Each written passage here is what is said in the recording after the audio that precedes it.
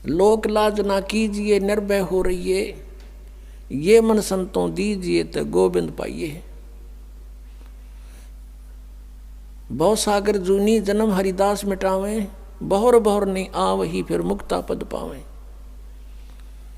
ऐसे हरिजन संत हैं संगत नियत की जय, इस झूठे जग की लाज में ना ही चत दीजिए। किसी भी संत का इतिहास देख लो,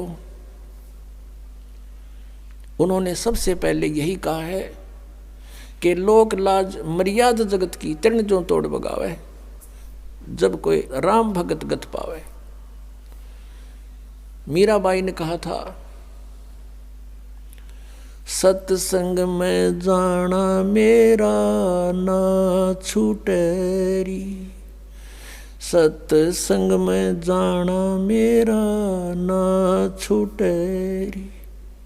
हारी चाहे जड़ के मरो संसारे, सत्संग में जाना मेरा ना छूटेरी।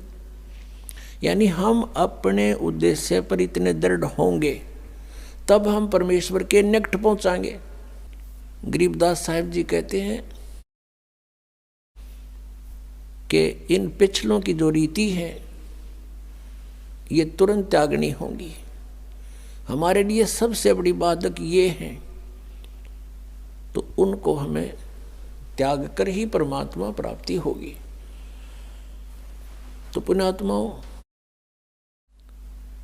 परमेश्वर का पाना बहुत आसान है। काल ने हमें इतना उलझा दिया, जैसे भी किसी के संतान नहीं है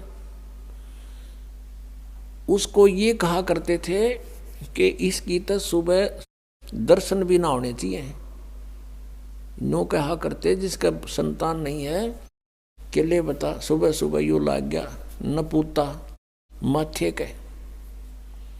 और वो भी महसूस करते थे कि अब ये सोच रहा होगा, ये करते हैं अभी भी ऐसा ही है। ये पुण्यात्माओं, यहाँ काल की सारी उल्टी रीति है। अब जब हम तत्व ज्ञान से परिचित होंगे तो परमात्मा के विधान अनुसार हमने चलना पड़ेगा। लोकलाज की परवाह नहीं करनी होती। कबीर साहब कहते हैं, मात पिता सुख स्त्री आलस बंधु कान, और संत मिलन को जब चले ये अटकाव आण, इनका अटकाया अटके नहीं, और संत मिलन को जा कह कबीर सो संत है आवागमन नशा। मात पिता जैसे छोटे बच्चे हैं तो माता पिता जिनको ज्ञान नहीं वो बाधा करते हैं, और जिनके बच्चे बड़े हैं माता पिता चाहते हैं सत्संग की तरफ चलें तो वो बच्चे बाधा करते हैं। किसी की पत्नी बाधा करती है, किसी का पति बाधा करता है, कहीं बंधु कान यानी लोक लाज। तो परमात्मा कहते हैं कि इनका अटकाया अटके नहीं, इनका रोका रोका नहीं, और संत मिलन को जा कह कबीर सो संत है फिर आवागमन नशा। तो पुण्यात्माओं, सत्संग माने से ज्ञान होता है जैसे जिसके संतान नहीं है। परमात्मा के विधान अनुसार वो सबसे उत्तम पुरुष है यदि उसको भक्ति मिल गई। नाम नहीं मिला तो फिर कोई दिक्कत को नहीं होते संतान है या ना है। ये नहीं है कि जिनके कहना ये नहीं है कि जिनके संतान है वो निकम्मे हैं, नहीं। जैसा दृष्टिकोण समाज का था उसके विपरीत है परमात्मा का विधान। हम यहाँ पर एक दूसरे के साथ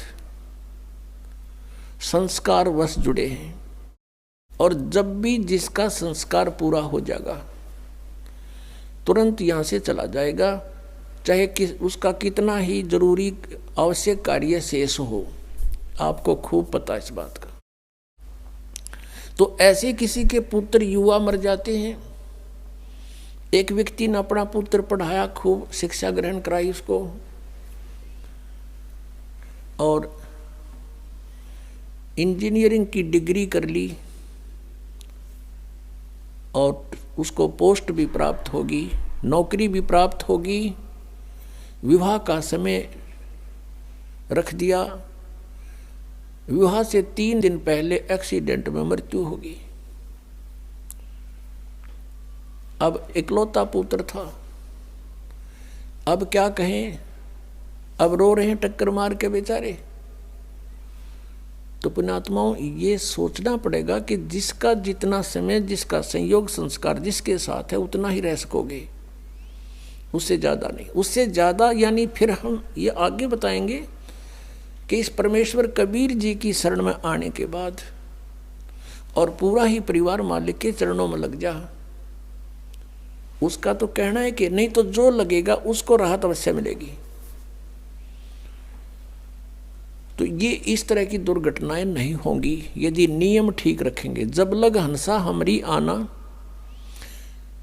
और काल लगे नहीं तेरा बाणा। जब तक, हे परमात्मा कहते हैं, हे जीवात्मा, जब तक तू हमारी मर्यादा में है तब तक काल का दाव नहीं लगेगा, काल का तीर नहीं लगेगा।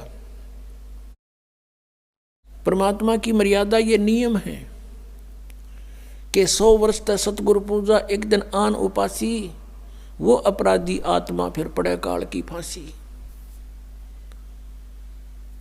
परमात्मा बता रहे हैं कि 100 वर्ष ये साधना कर रहे हो, हमने जो बता रखी है, और एक दिन आन उपासी, एक दिन आन उपासना कर ली, अन्य जो पूजाएं कर दी, तो कहते वो अपराधी आत्मा पड़े काल की फांसी। तो ये मर्यादाएं खंड नहीं होनी चाहिए। हमारे नाम को बहुत दृढ़ता से हमने नियमों का पालन करते हुए आगे बढ़ाना है। फिर देखना खेल मालिक के, तो जो निसंतान हैं उनका आगे कोई लेन देन नहीं है, उनका आपस में संस्कार किसी से शेष नहीं है। संत मत के अनुसार वो बहुत उत्तम आत्माएं हैं, यदि उनको ये मार्ग मिल जावे तो। अन्यथा तो फिर परमात्मा कहते हैं वो तो जो सत साधना नहीं कर रहे, वो तो चाहे संतान है या ना है, दोनों एक जैसे।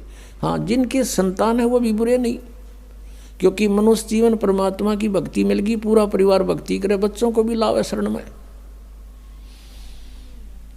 फिर उनके जो संस्कार हैं वो बहुत आसानी से हल्के होकर निमट जाएंगे, और ये अननेसेसरी चोट नहीं लागने दे भगवान।